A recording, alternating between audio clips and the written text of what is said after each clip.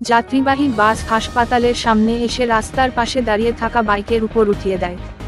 ঘটনার পর চালক ও সহ-চালক পালিয়ে যায়। বাইক চালক জানান, বাইক রেখে ওষুধের দোকানে গিয়েছিল, তারপরই এই ঘটনা। কয়েক সেকেন্ড আগে হলেই তার উপরে উঠে যেত গাড়িটি। খবর পেয়ে বিশালগড় থানার পুলিশ ঘটনাস্থলে ছুটে আসে। আমি কিছুক্ষণ আগে বাইকটা পার্কিং করে পাশে ওষুধের দোকানে আমি আসছিলাম, তো হঠাৎ করে একটা আওয়াজ হয়েছে। আওয়াজ হওয়াতে আয়া সেটা দেখতেছি যে আমার বাইকটা মানে একদম চাক্কা নিয়েছে। এখানে পাশে হসপিটাল, বিশালগড় মহকুমা হসপিটাল, তো হসপিটালের পাশে মানে এই বাসগুলা এইরকম স্পিডে চালায় যে মানে একটা মানুষ, একটা পেশেন্ট যে রাস্তা পারাপার হইব মানে সেরকম একটা ইয়ে থাকে না, ঠিক আছে।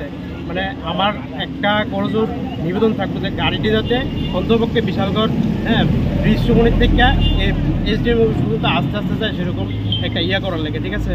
আর আজকে যদি আমার এই মানে বাইকটা জায়গার ভিতরে মানুষ থাকতো, বাইকটার পরে ওইদিকে দোকানপাটা ছিল, মানুষরা ছিল, ঠিক আছে। আজকে না হয় মানে কমে 10-15 জনের মানে এখানে একদম স্পট ডেড হইতো।